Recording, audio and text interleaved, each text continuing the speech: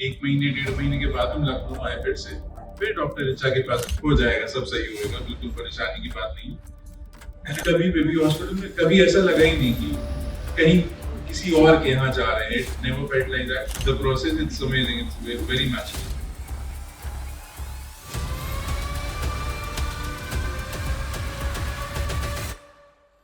We started with she had an ectopic, so उसके बाद it was really impossible कि normally हो पाए natural process से.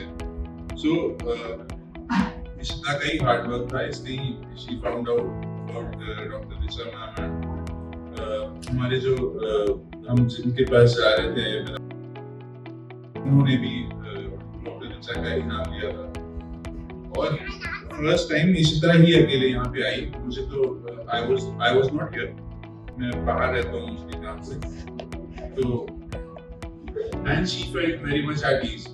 वो बात कर सुन के ही बहुत ही और वो जो कि कम हो पाता है, शी वाजंट एट ईज उस टाइम के दौरान, तो थोड़ा एंजाइटी रहती थी, बट मैम को लेके काफी कॉन्फिडेंट थी। फिर खैर हम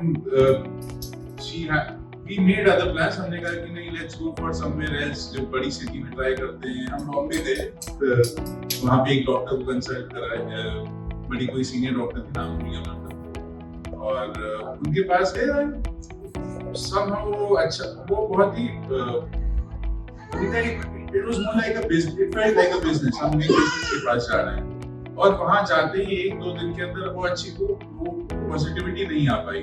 जितनी भी बड़ी वो डॉक्टर थी, आई एम श्योर बहुत काम किया होगा, बट हमारे लिए पर्सनली हम इतना पॉजिटिव नहीं फील कर पाए। जस्ट बाय द वे हमें जो फीडबैक दिया उन्होंने या जो भी दिया, फिर कुछ टाइम बाद जब थोड़ा सेटल हो गए, क्योंकि ऐसे डॉक्टर्स कुछ बोल देते हैं तो थोड़ा it takes time for the women to specially to get over जो भी बात हुई उसके लिए। थोड़ा 1 महीने 1.5 महीने के बाद हम लखनऊ आए फिर डॉक्टर ऋचा के पास गए। इस बार मैं भी था, and the day we met her, मैं तो बहुत ही ज्यादा कॉन्फिडेंट था कि let's go ahead with it, since हमें बेबीज तो बिल्कुल सभी को चाहिए होते हैं, हमें भी चाहिए थे और कोई और ऑप्शन नहीं था। एंड जैसे ही उनसे बात करे, जो भी उन्होंने बताया, जैसे भी बताया, वो इतना कंफर्टिंग था, इतना एज इफ हमें वही सुनना था, बस वही उन्होंने बोला एग्जैक्टली, हम वही सुनने के लिए आए थे।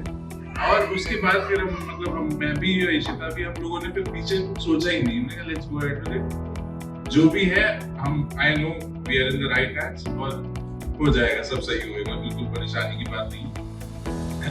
उसके बाद फिर जब भी इशिता प्रेग्नेंट थी और थोड़ा बहुत वो हो रहा था, पेनफुल था उसके लिए, काफी प्रेगनेंसी पेनफुल थी, क्योंकि इतनी सर्जरीज हो गई थी तो और उसके बाद फिर बॉडी को अप नहीं करना और सब डिफिकल्ट था।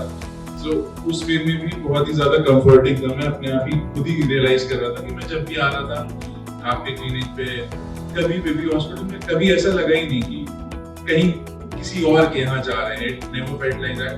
जो भी कॉन्वर्सेशंस होते थे बहुत ही ट्रांसपेरेंसी होती थी, जो भी होता था, जैसे भी होता था, विद पॉजिटिविटी आप सारी चीजें कन्वे करते थे, और जो कि बहुत ही अच्छा लगता था। और इसके बारे में इतनी ओपनली बात करना कि what you are doing, it's even more difficult, because एक जान आप कैसे you are doing it, how it's happening, it's the process, it's amazing, it's very magical।